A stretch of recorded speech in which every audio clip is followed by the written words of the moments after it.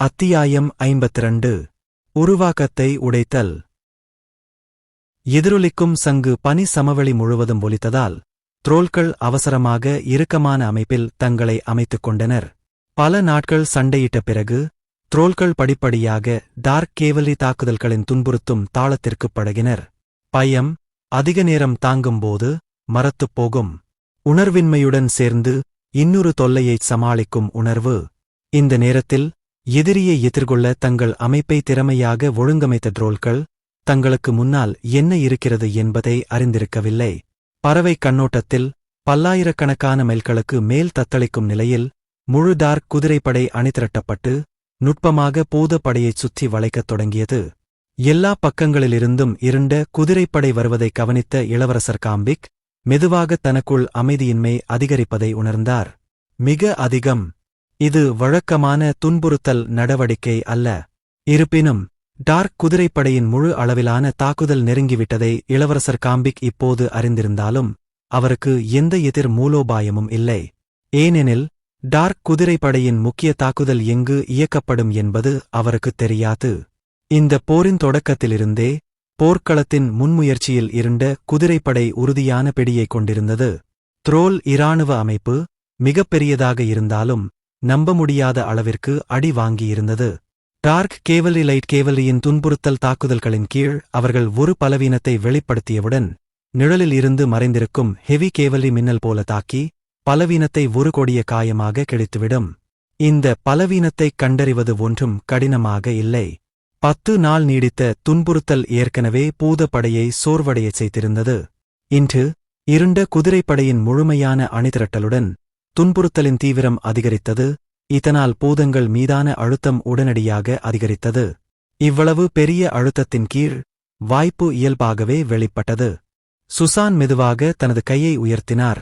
அவருக்குப் பின்னால் இருந்த 3000 கனரக கவச குதிரைப்படை படிப்படியாக முன்னேறத் தொடங்கியது.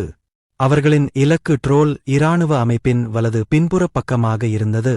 கனரக குதிரைப்படை அமைப்பில் குளிர்ச்சியான கொலை நோக்கம் காற்றில் பரவி உறுதியான பொருளைப் போலவே உண்மையானதாக உணர்ந்தது. குதிரை குளம்புகளின் இடிமுழக்கம் போன்ற சத்தம் பனி சமவெளி முழுவதும் எதிரொலித்தது. மற்ற எல்லா ஒலிகளையும் மூழ்கடித்தது. நிலம் தொடர்ந்து நடுங்கத் தொடங்கியது. கிட்டத்தட்ட ஒரு சிறிய நிலநடுக்கம் ஏற்படுவது போல் இருந்தது. அத்தகைய வலிமையான சக்தியின் கீழ் த்ரோல்கள் விரைவில் ஏதோ தவறாக இருப்பதைக் கவனித்தனர். இருப்பினும் அதற்குள் அவர்களின் அமைப்பை மீண்டும் சரிசெய்ய ஏற்கனவே தாமதமாகிவிட்டது.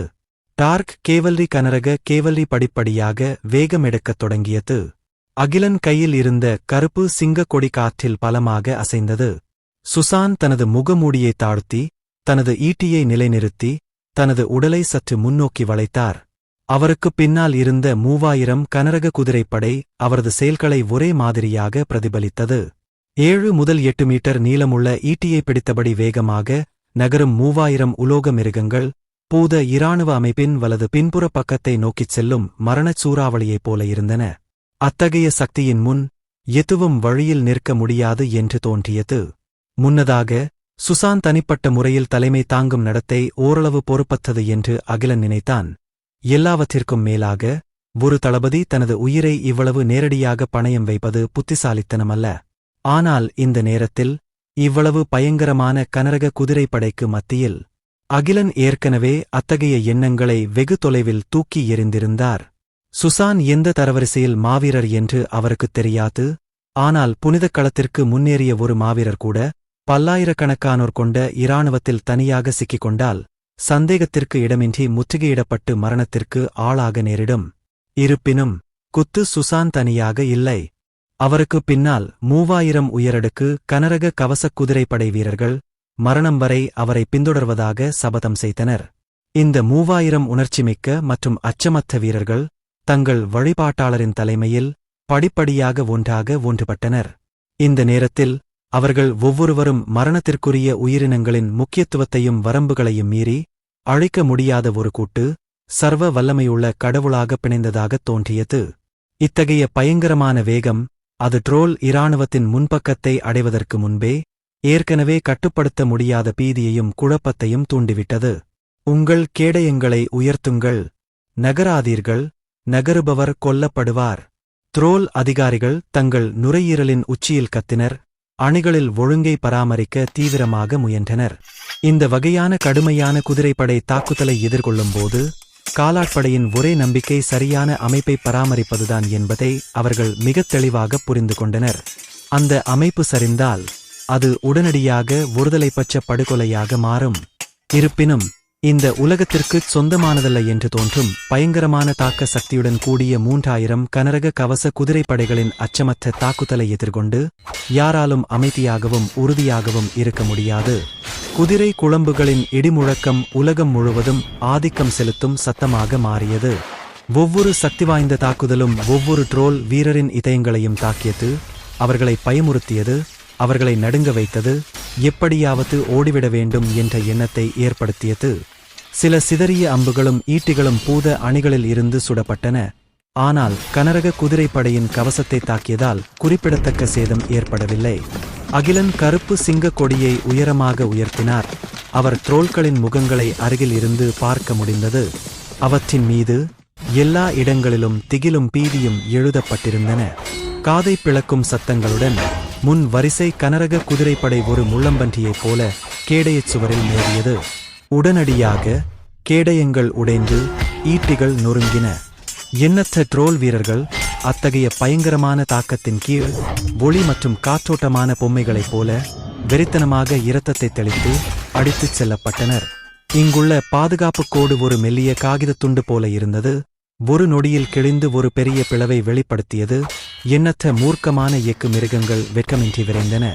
அந்த அமைப்பை உடைத்த பிறகு டார்க் கேவலி கனரக குதிரைப்படை ஒரு கூர்மையான கத்தியைப் போல இருந்தது.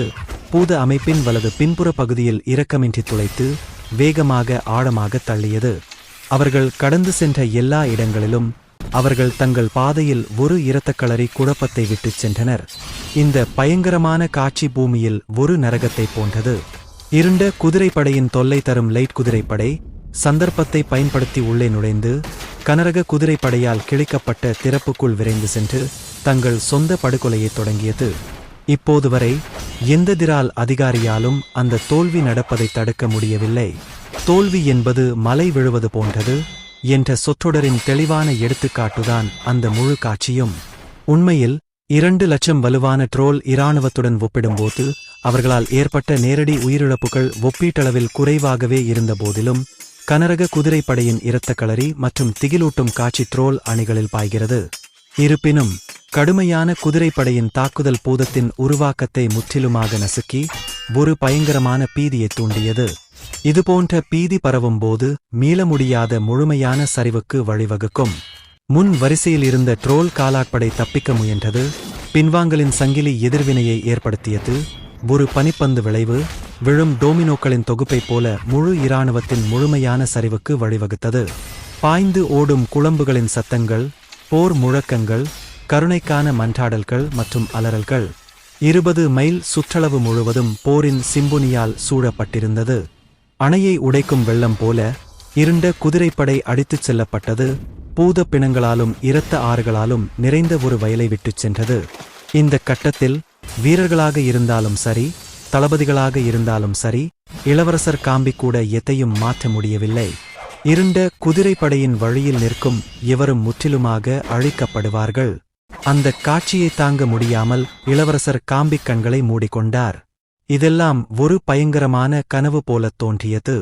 அவருக்கு அருகில் இருந்த காவலர்கள் அவரை பிடித்து அழைத்துச் செல்ல முயன்றனர். ஆனால் இளவரசர் காம்பிக் அசையாமல் நின்றார்.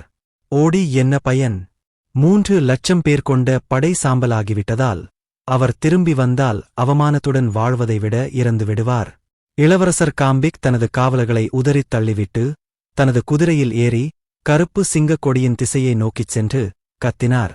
வா சுசான், என் தலை இங்கேயே இருக்கிறது.